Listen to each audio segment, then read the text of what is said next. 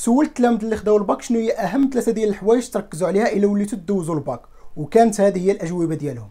واحد المثل مغربي كيقول سال المجرب لا تسال الطبيب، ماشي حيت الطبيب ما كيعرفش، ولكن المجرب كيعطيك التجربه وكيوصفها لك حيت عاشها بكل التفاصيل ديالها. وهذا الشيء اللي غنديروا في هذا الفيديو. سولنا التلاميذ اللي نجحوا قبل في الباك الا وليتوا دوزوا الباك مره اخرى شنو هي اهم ثلاثه ديال الحوايج تركزوا عليها، وشاركوا معنا التجربه ديالهم والتوجيهات ديالهم. هذا الفيديو غيكون بحال الخريطه اللي غتخليك توصل للوجهه ديالك وما غتخليكش تلف. سو ليتس جو. اول حاجه تنظيم الوقت. كل التلاميذ بدون استثناء اتفقوا على هذه النقطه هذه، والتركيز على هذه النصيحه ما جاش من فراغ، حيت ما كاينش شي نجاح كيجي بالعشوائيه والروينه. ويمكن تسول كيفاش غنظم وقتي؟ الجواب من التجارب اللي شاركوها معنا التلاميذ. اولا دير برنامج اسبوعي للمراجعه. كلمه السر هي المراجعه. المراجعه اليوميه غتضمن لك النجاح وغتحيد عليك الضغط وغتسهل عليك الحفاظ.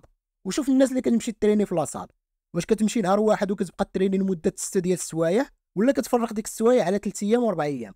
ولا حتى تقدر تراجعوا، ماشي هي الا عطيتك 3، ماشي هي الا عطيتك 18 في دقه واحده. طبيعه الحال ما غتحفظش وغيجيك داك الشيء بزاف. وها كيفاش دير بروغرام. شوف الوقت اللي عندك خاوي، حدد فيه الماده ولا المواد اللي غتخدم، حدد شنو غتخدم بالضبط. وهنا طبق واحد التكنيك، خدم بالاهداف ماشي بالسوايع. كيفاش؟ ملي تحدد الوقت والماده اللي غتخدم، دير هدف اللي باغي توصل ليه من ديك المراجعه. باغي تفهم واحد الدرس، باغي تفهم واحد الفقره، باغي تضبط واحد القاعده، باغي تطلق يديك على التمارين. ملي كتحدد هدف كتوجه التركيز ديالك عليه وكتبقى محفز باش توصل ليه. فملي تجلس تراجع كتب الهدف ديالك في شي ورقه وخليها قدامك وتوكل على الله. ثالثا جمع ما بين الاطار المرجعي وملخصات الدروس. هاد التكنيك غتربحك بزاف ديال الوقت والجهد، حيت غتعرف شنو خاصك تحفظ باقل وقت وباقل جهد، خصوصا المواد اللي فيهم الحفاظه بزاف. وبالنسبه للملخصات، احسن طريقه هي تخدمهم بيديك من المراجعه اللي كنتي كدير. ولكن الا ما عرفتيش كدير، يمكن لك تخدم بسلسله كرونوباك اللي رشحوها التلاميذ، كتلقى فيها التلخيص المفيد اللي جامع كل شيء. ثاني حاجه فهم الدروس. العامل رقم واحد اللي كيعاونك تحفظ هو الفهم. ولكن الفخر اللي كيطيحوا فيه التلاميذ هو انهم ما كيفهموش شي درس وكيجيهم صعيب، فكيخليوه حتى كيبقاو الدروس يتراكموا عليهم وما كيقدروش يفهموا كل شيء في التالي. هذا اسوأ سيناريو يمكن يوقع ليك. فرد بالك وما تخليش الدروس يتراكموا عليك، فهم دروسك واحد بواحد. واول تكنيك تعاونك دير هادشي هي تخدم التمارين بزاف. الفهم النظري للدروس خصوصا ديال المواد العلميه ما كافيش، لابد تطبق وتخدم التمارين بزاف. وكل ما خدمتي التمارين كتر غتفهم كتر وغتبقى عاقل على المفاهيم والقواعد اللي خاصك تحفظ. ثاني تكنيك هي تخدم على الامتحانات والوطنيات اللي فاتوا.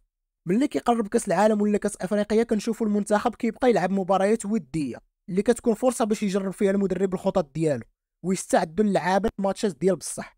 الا كنتي غدوز امتحان وطني فخاصك تكون ديجا خدمتي نماذج من هاد الامتحانات.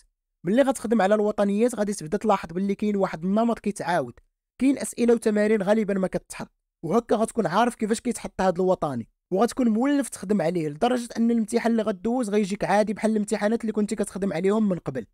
والتكنيك الثالثه اللي غتزيد تعاونك في الفهم هي تخدم مع صاحبك. ملي كتشرح شي معلومه لشي حد كتبقى عاقل عليها وعمرك تنساها. شوف غير ملي كتعاود القصه ديال شي فيلم لشي حد كتبقى عاقل عليه وما كتنساهاش. فحاول تحط راسك في وسط الناس اللي باغا تقرا هذه الاولى، وبقى تخدم مع صاحبك اللي قريب ليك وتخدمي انت مع صاحبتك وتشرحوا الدروس لبعضياتكم. وكننصحك ما تكبرش الجروب. الا بغيتي تستافد من هاد التكنيك خليها بينك وبين صاحبك، جوج ديال الناس بركه. وكل ما تزاد العدد غتنقص الفاعليه وغتلقاو راسكم ما كتراجعوش غير كتضيعوا على الوقت وصافي. ثالث حاجه الصحه والنفسيه. لاحظت باللي التلاميذ اكدوا على هذا الجانب والاهميه ديالو، واخا كيبان باللي ما عندوش علاقه مباشره بالنجاح، ولكن التجربه كتهضر. الا كانت المراجعه والفهم والحفاظه مهمين وضروريين ولا بد ما تركز عليهم، فالجانب الصحي والنفسي مهم وما خاصكش تنساه. لابد ما ترد بالك لنعاسك وماكلتك. ما تحاولش تقصر بحجه انك غتراجع ولا غير غتقصر وصافي. قاد نعاسك وما تهاونش فيه.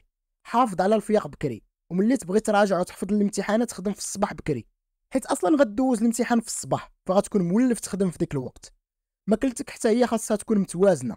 ما تخليش الستريس يلعب عليك ويسد لك الشهيه.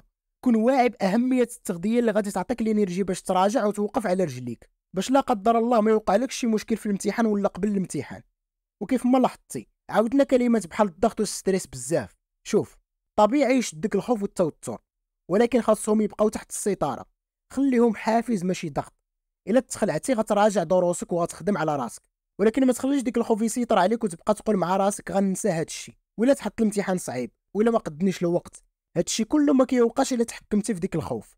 دير اللي عليك وخذ بالاسباب، وخليك تايق في سيدي ربي وفي الوعد ديالو انه ما غيضيعكش الا خدمتي، وخليك تايق في راسك باللي راك قادر تنجح وتجيب الباك ديالك.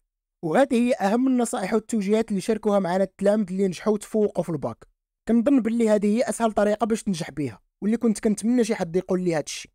فكنتمنى الفيديو يكون مفيد وتاخذ بهادشي اللي فيه. الا عندك شي حاجه اخرى كتشوفها مهمه شاركها معنا في التعليق، وما تنساش دير لايك وبارطاجي هذا الفيديو ما امكن مع اصحابك والناس اللي كتعرفهم عندهم الباك. وهذا فيديو مهم بزاف غيبين لك كيفاش تنجح في الباك. شكرا لكم ونشوفكم في الفيديو الجاي.